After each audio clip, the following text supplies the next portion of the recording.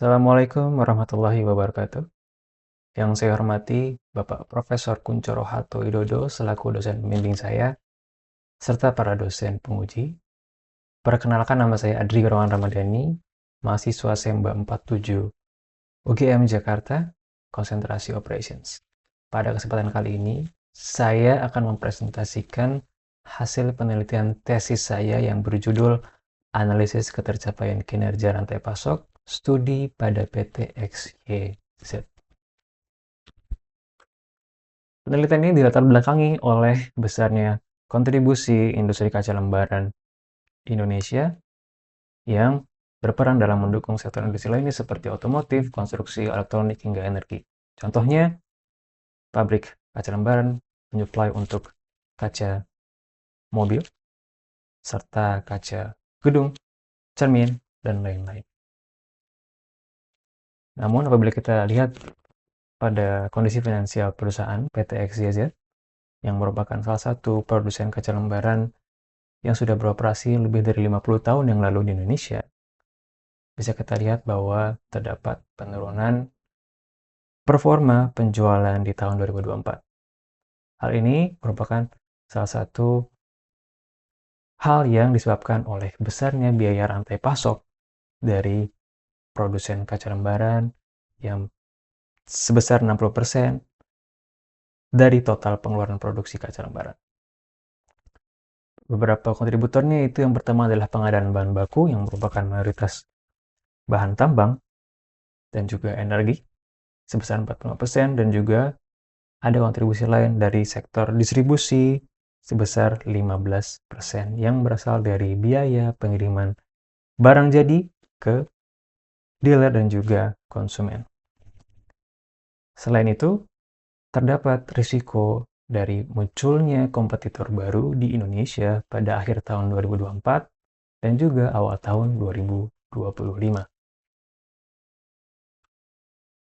Dari sana, masalah yang coba saya angkat adalah yang pertama, masuknya kompetitor baru di Indonesia pada akhir tahun 2024,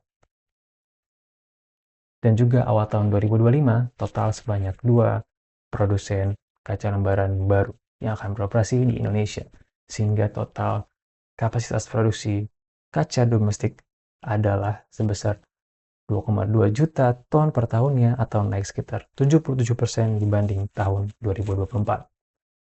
Tentunya, dengan adanya kompetitor baru, maka ada potensi perubahan pangsa pasar kaca domestik yang selama ini dikuasai oleh 3 entitas, yaitu 2 produsen kaca lembaran yang sudah beroperasi lebih dari 20 tahun di Indonesia, yang memakan sekitar 50%, dan juga sisanya 40% berasal dari kontributor lainnya, termasuk kaca impor.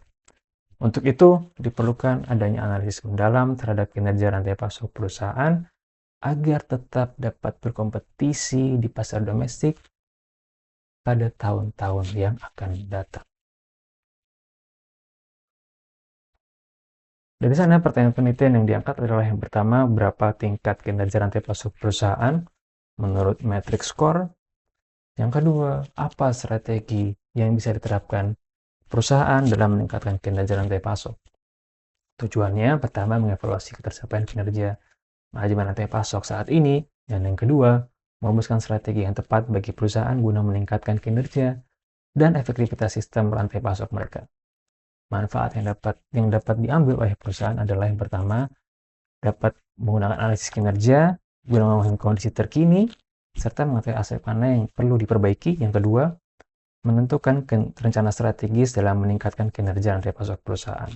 Dari segi lingkup penelitian ini akan dilakukan terhadap proses rantai pasok kaca lembaran di PT XYZ dengan menggunakan metode analisis kuantitatif yang mengacu kepada atribut performa dan metrik dalam model Supply Chain Operation Reference atau SCORE versi 14.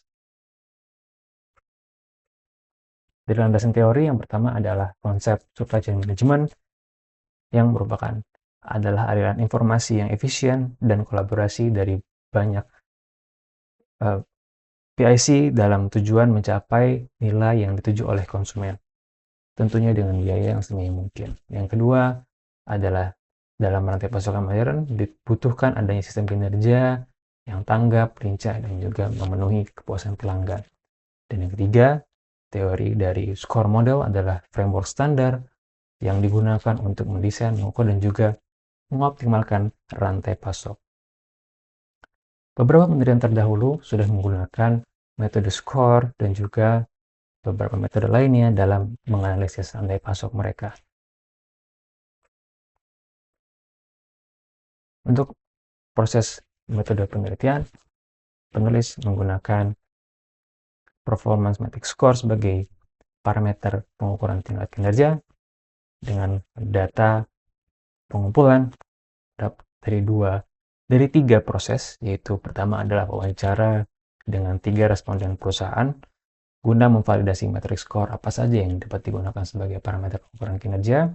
Yang kedua, melakukan kuesioner dengan parameter metode Analytical Hierarchical Procedure atau AHP.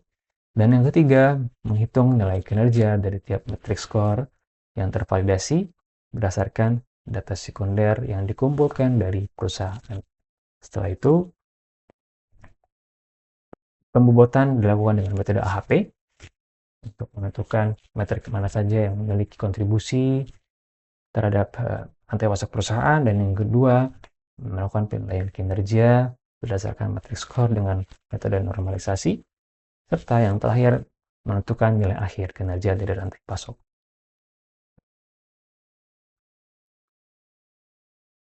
Dari hasil penelitian dan juga wawancara dengan para responden didapatkan 8 atribut kinerja dan juga 20 metrik kinerja skor yang digunakan dalam penelitian.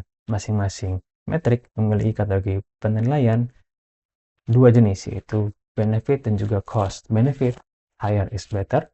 Cost, lower is better. Dengan parameter benefit, artinya nilai tertinggi mendapatkan parameter penilaian lebih baik dibanding nilai terendah, dan cost sebaliknya.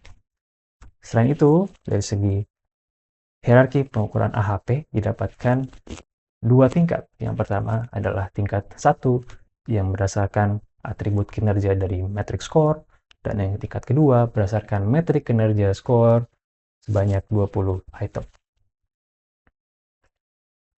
Dari sana, hasil penghitungan kinerja didapatkan dengan cara pertama adalah normalisasi metrik kinerja sebanyak 20 metrik, dengan 2 metrik berada di bawah ambang rata-rata.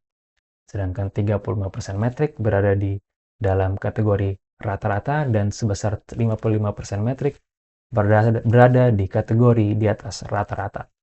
Untuk dua item ini, nantinya akan dilakukan pembahasan secara spesifik.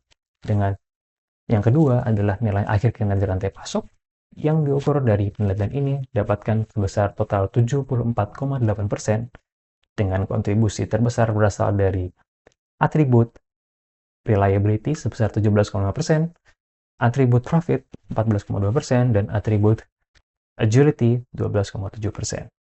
Dari segi analisis pembahasan, penulis membahas dua metrik yang masih berada di bawah ambang rata-rata atau masuk kategori marginal, yaitu RA 1.2 dan juga CO 1.1.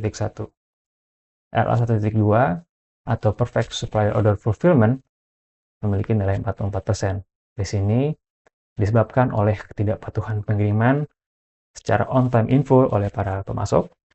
Dan yang kedua, dari Total Supply Chain Management Cost yang memiliki nilai 47%, yang disebabkan oleh tingginya kompleksitas logistik dan juga energi yang dibutuhkan oleh pabrik kaca lembaran dalam produksi kaca mereka. Dari sana ada dua strategi peningkatan kinerja yang dapat diaplikasikan oleh perusahaan, yaitu yang pertama program pengembangan pemasok yang mencakup peningkatan kualitas, kapasitas, dan juga penjadwalan pengiriman untuk dapat mencapai target on-time info. Dan yang kedua adalah penerapan strategi digitalisasi seperti e-procurement atau MRP dalam membantu menentukan rekanan secara pemasok yang memiliki harga yang paling baik untuk menurunkan cost dari total supply chain management. Dari sana, kesimpulan yang dihasilkan adalah yang pertama, berdasarkan hasil pengukuran, PT XYZ memperoleh sektor kinerja skor kinerja rantai pasok sebesar 74,8% yang tergolong dalam kategori baik, dan yang kedua, terdapat beberapa aspek metrik kinerja yang masih di bawah rata-rata. Untuk itu, dapat dilakukan strategi peningkatan, khususnya pada metrik perfect supplier order fulfillment, dan juga metrik total supply chain management cost yang masuk dalam kategori kinerja marginal. Sarannya, yang pertama, perusahaan perlu memasukkan metrik kinerja skor ke dalam sistem monitoring kinerja periodik perusahaan, khususnya pada atribut reliability dan juga cost. Hal ini dilatar belakangi oleh rendahnya hasil pengukuran dua metrik, yaitu perfect supplier order fulfillment dan juga total supply chain management cost. Untuk itu, perusahaan dapat memonitor secara konsisten dari dua metrik ini sampai nilainya berada di atas rata-rata. Dan untuk penelitian selanjutnya, peneliti dalam memperdalam analisis kinerja rantai pasok dengan menggunakan studi kasus spesifik dengan perusahaan dalam jangka waktu secara longitudinal agar hasil strategi yang sudah diterapkan dapat dianalisis dan juga dievaluasi secara optimal. Mungkin sekian presentasi dari saya. Apabila ada kekurangan, mohon maaf.